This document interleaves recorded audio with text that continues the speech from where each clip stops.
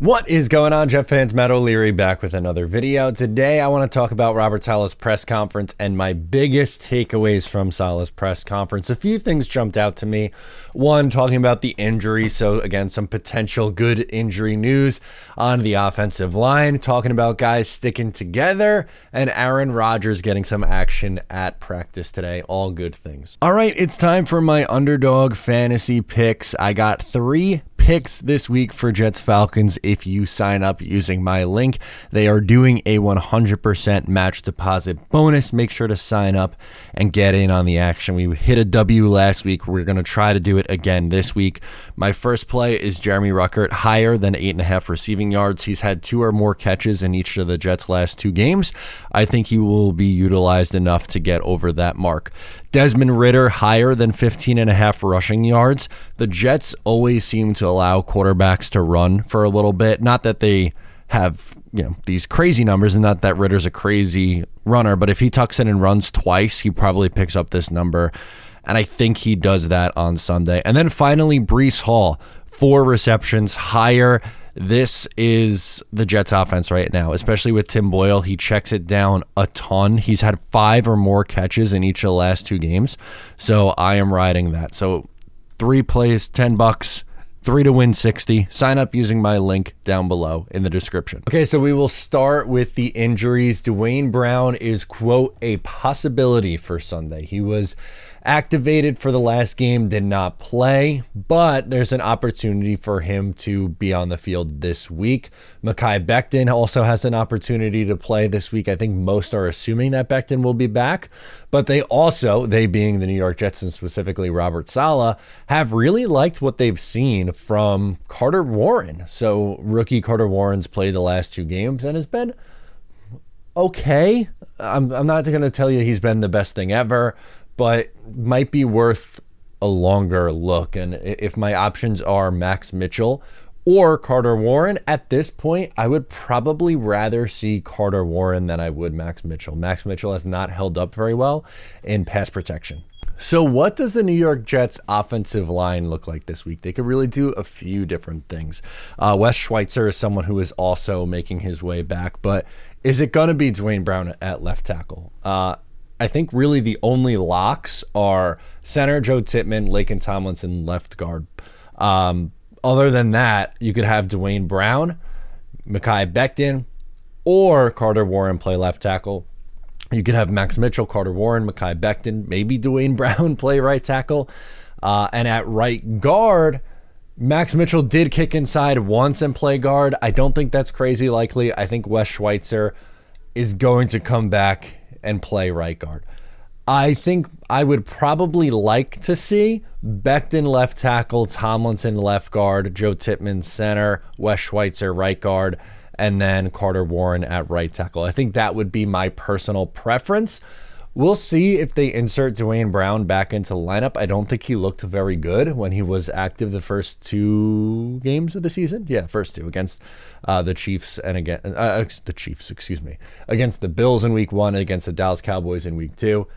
We'll see what they do. Basically, just wanted to mention that they are getting some options back, and there are a few different varieties that they could toss out there on the offensive line.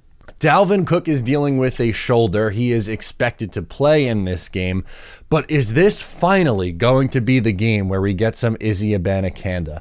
That is my question, and that I'm sure is the question on the mind of many Jet fans because, well, Izzy is an explosive rookie running back, and Dalvin Cook has struggled this season. He's looked a little bit better in recent weeks, at least rushing the football, but not a great area in pass protection, and supposedly the reason, or one of the biggest reasons why Izzy Abanikanda isn't getting on the field is because of Izzy's pass protection, which is just ironic because it's not like Dalvin's this great option as a pass protector. But if Dalvin's banged up, this feels like an opportunity to get Izzy on the field more, right? And they've pretty much only used him as a third down back. He's gotten very, very few touches in the last couple of weeks. I would like to see the Jets utilize him more. I think it would be wise at this point, especially when you're 4-7. You might as well freaking just see what you have on your roster with some of these young guys. Aaron Rodgers is going to practice today. That is also some good news. And anytime he's out there throwing the football around, it's hard not to be excited. Whether or not he comes back or to play this season, that's not what I don't want to do that conversation yet. It just feels like we've beaten it to death. If he comes back and plays, fine. If not, fine. But just him being out there on the field, we'll see the highlights. I'm excited to just see him toss the pigskin around a little bit. You saw Mekhi Becton was extremely happy to see Aaron Rodgers back at practice. The team is happy to see Aaron Rodgers back, and I think he's really. I know the Aaron Rodgers haters out there are saying he's doing it for selfish reasons. It's because he wants the attention and because he wants to prove science wrong, and we know his stance on some things with science, but I don't see it that way. I think it really has more to do with this team went all in on him. They brought in a lot of his guys. He went down 4 plays into the season. The season went off the rails after that. And I think he feels like he owes it to the Jets to do it. Not that he does. He could have just said, I'm getting the surgery, possibly next year in 2024, or I'll retire. That's it. I'm done.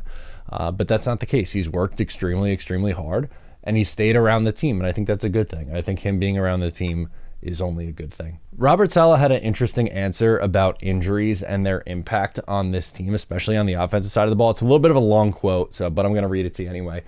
The parallels are slightly different. This is him talking about the 2020 49ers. In 2020, when we lost all those guys, the backups who stepped in were already in year 4. It's why we're able to survive the Philadelphia game earlier this season without our top corners. What has been frustrating is that it is year 1 in a new system and built for a certain style of play. Within 4 plays, it's been a change.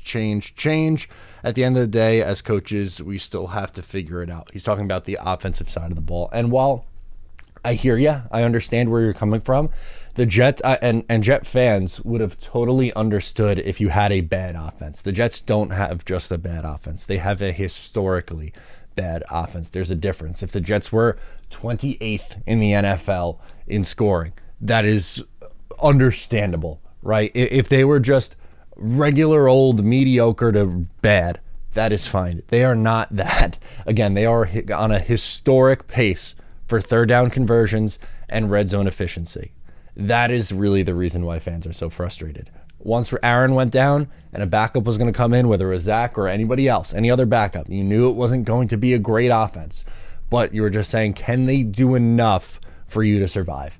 And they haven't even done that with an elite level defense, with a really, really damn good defense. They haven't been able to do that. And lastly, I want to close out with an interesting answer that he gave on players who really aren't used to losing in college and then come into the NFL and have to deal with a lot of losing. The result of the game can affect how you operate day to day. Garrett, after the game, he sounded exasperated, out of answers.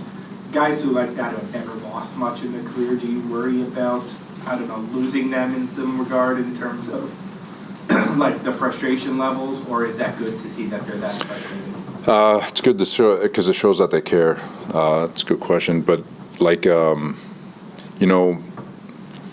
it's a tough pill to swallow for people when explained this way. But the result of the game can affect how you operate day to day, because you could have the best game of your life, the best process of your life, the best game of your life, and you can still lose.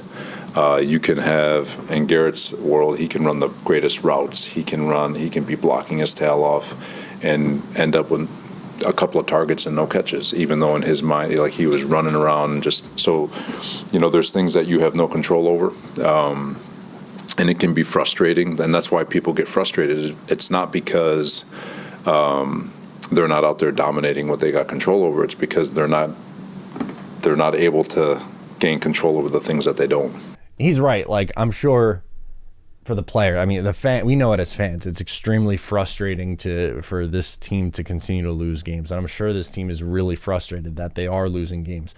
But from a process perspective, you cannot change. You have to continue to put that work in and just eventually hope that the results are different. And that's kind of the key for this team. They have to continue to put the work in during the week. But at the same time, it's got to be executed. You got to be able to see the results on Sundays now. We can put in all the work we want. but it's time for some results. Let me know your thoughts down below in the comments. Once again, I'm Matt O'Leary. I'll catch you next time.